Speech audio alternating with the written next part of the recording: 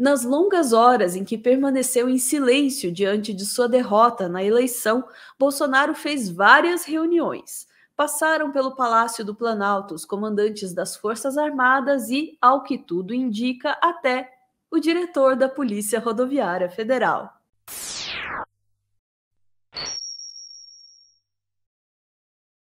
Que coisa, A Polícia Rodoviária Federal, você sabe, é essa instituição que tem agido de maneira absolutamente criminosa ao permitir que as estradas brasileiras sejam bloqueadas, gerando risco de desabastecimento, entre outros tantos problemas para o nosso país. Antes disso, na eleição, agiram para boicotar, para sabotar estados com muitos eleitores do PT. Então iam lá, faziam lá uma mega operação para ver se tem pneu careca, se a lanterna está queimada, né? Esse tipo de coisa, né? Isso no domingo. Chegou na segunda-feira, não, já trabalhamos domingo, não vamos mais trabalhar. Deixa bloquear a estrada. É assim que a coisa tem acontecido, concederam uma coletiva, né? Nem o diretor apareceu, tamanha é a falta de vontade de explicar para a sociedade brasileira o que estão e o que não estão fazendo. E no meio disso tudo, o Bolsonaro quietinho, Bolsonaro na moita, Bolsonaro escondido, sem fazer o discurso que esperava-se que ele fizesse. E aí, Ana, muitos jornalistas no Palácio do Planalto e o pessoal indo e voltando. Olha só isso aqui, ó. Bolsonaro saindo ali do Alvorada. Fala com a gente, presidente! Fala com a gente! Presidente saindo. Olha lá, ó. Olha quanta gente, Ana.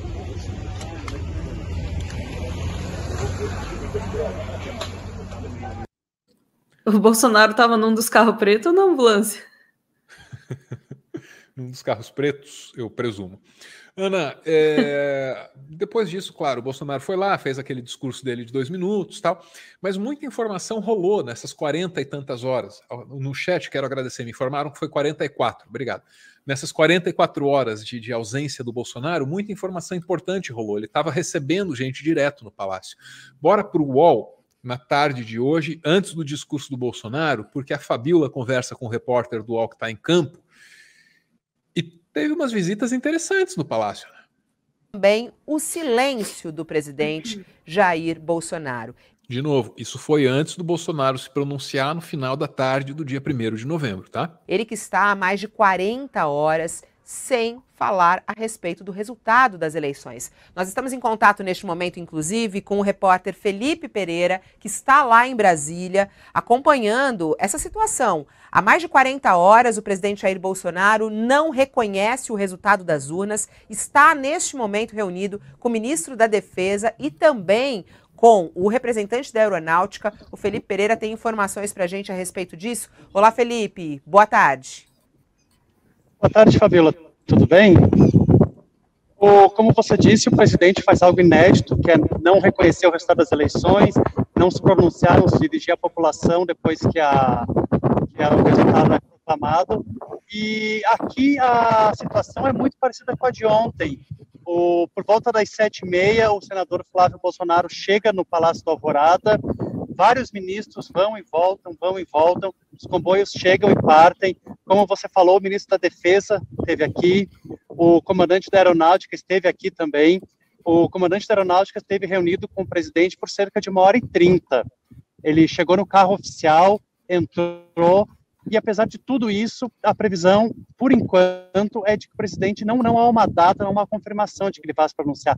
Logo pela manhã, quando a gente chegou aqui, 7 horas da manhã, veio uma pessoa da SECOM, que é a Secretaria de Comunicação da Presidência, e disse que não havia previsão, e é todo um silêncio que, como você falou, no meio de uma situação dessa de uma tentativa de levante de caminhoneiros que não aceitam o resultado das eleições. Por enquanto, não há nenhuma novidade, não há nenhuma confirmação, a posição continua sendo essa de que não há uma previsão para o presidente se manifestar. Apesar de ter vindo um monte de ministros aqui, apesar de ontem ele ter saído daqui, do lado do Palácio do Planalto, onde o Salão Leste estava preparado para a manifestação dele, teve uma reunião com os ministros mais próximos, mas até agora não há nada no sentido de que ele vai falar ao Brasil, aos Tudo isso é informação superada. A gente quer ouvir quem é que passou por lá. brasileiros. Ô Felipe, há pouco, no início da entrevista coletiva da Polícia Rodoviária Federal, um dos diretores disse que o diretor-geral da Polícia Rodoviária Federal não estava na entrevista coletiva, o Silvinei Vasquez, inclusive que teve ali a ordem de prisão a ele caso não cumprisse a determinação do Supremo Tribunal Federal e a multa, né? Para ele mesmo, de R$100 mil. Disse que ele não estava lá porque ele estava reunido com o ministro da Defesa. Você me disse que o ministro da Defesa esteve aí no Palácio. O diretor da Polícia Rodoviária Federal também esteve aí? Você tem essa informação ou não? A gente não tem, mas é muito provável que ele estivesse, porque tem duas entradas aqui, eles conseguem driblar a gente quando eles querem. Mas é muito provável, porque, pelo que eu apurei, a pauta da reunião com o ministro da Defesa era segurança pública. Então é algo que tem tudo a ver com o que está acontecendo nas estradas brasileiras. Uhum. Agora, ô Felipe, a gente está vendo aí as imagens ali debaixo da árvore, onde normalmente o presidente fala com os seus apoiadores e até mesmo com a imprensa, tem um grupo ali. São todos jornalistas ou os apoiadores estão podendo entrar aí no Palácio da Alvorada? Não, são todos jornalistas e nem vieram apoiadores. Ontem a gente conseguiu contar, eram 8. Isso que a entrada lá estava fechada a maior parte do tempo. Hoje a entrada está aberta e não tem nenhum apoiador do presidente aqui. Muito bem. O que a gente tira daí, Ana, teve uma reunião com o pessoal da defesa, incluindo o ministro, que é aquele cara chato pra caramba, ficava enchendo o saco por causa da urna eletrônica, lembra? O general Paulo, general Paulão, né? E é muito provável que o Silvinei, diretor da Polícia Rodoviária Federal, estivesse presente, porque ele não estava na coletiva da Polícia Rodoviária Federal. Não se deu nem ao trabalho de prestar satisfação para a sociedade brasileira. O Bolsonaro queria ter também, Ana, uma reunião com ministros do Supremo Tribunal Federal, antes de fazer o pronunciamento que ele fez no final da tarde do dia 1º. Queria muito e não conseguiu, porque os ministros, está aí a coluna da Mônica Bergamo, né, entenderam que Bolsonaro poderia fazer chantagem, poderia falar assim, pô, olha, me garanta que eu não vou ser preso, que eu falo o que vocês quiserem no meu discurso de hoje, entendeu? Aí não rolou o encontro com o pessoal do STF, mas enquanto a gente falava, agora são 7 horas e 50 minutos no dia 1º de novembro, enquanto a gente falava, rolou isso aqui. Tô pondo aí na tela, Ana. Tá com a gente aí, não? Olha lá, ó. Após pronunciamento, Bolsonaro vai ao Supremo Tribunal Federal. O presidente usou o verbo acabou, disse o Fachin. Vamos seguir aqui com a leitura. Após pronunciamento na tarde de terça-feira, o presidente Bolsonaro foi ao Supremo Tribunal Federal e a visita à sede do Supremo não estava sequer prevista na agenda oficial. A reunião dos ministros da corte foi a portas fechadas, durou 1 hora, ou cerca disso, né? Antes do encontro, o STF emitiu uma nota oficial afirmando que o presidente reconheceu o resultado final das eleições ao determinar o início da transição. Olha lá as aspas do comunicado. O Supremo Tribunal Federal consigna a importância do pronunciamento do presidente da República em garantir o direito de ir e vir em relação aos bloqueios e, ao determinar o início da transição, reconhecer o resultado final das eleições, diz o comunicado.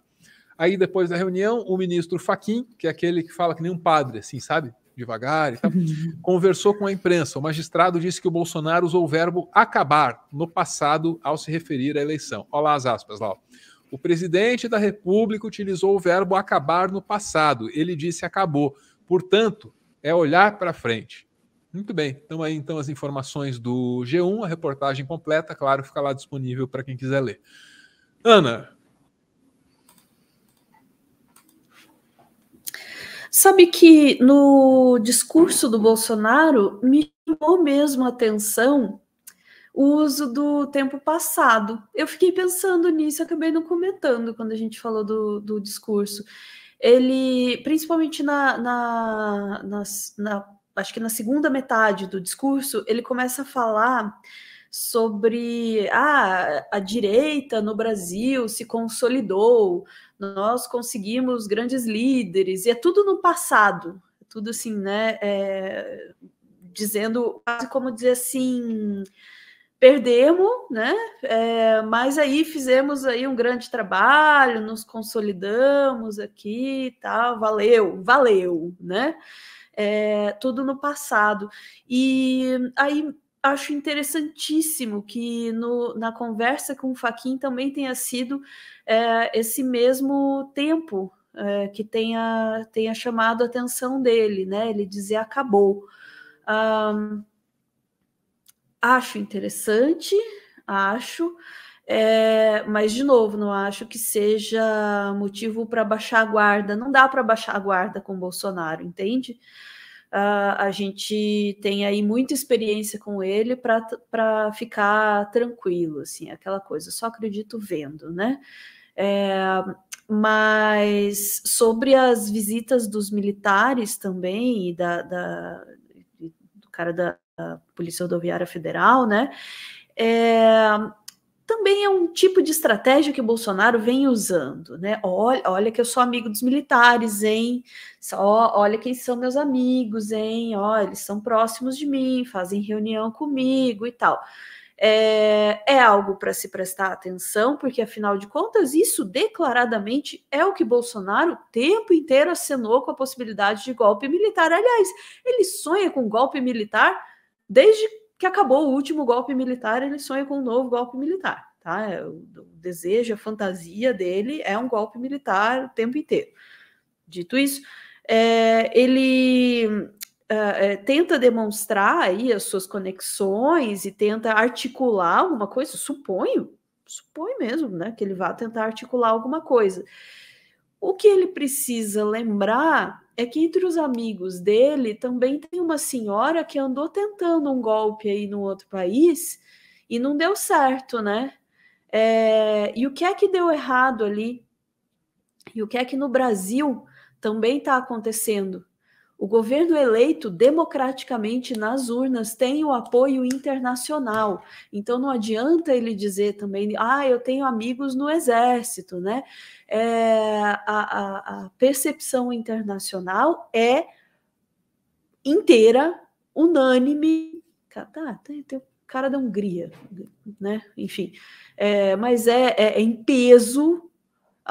Em apoio ao processo democrático brasileiro que elegeu Lula como presidente para 2023. Então, esta força ele não tem, e isso é essencial ao tentar um golpe. Não sou especialista em golpe também, né?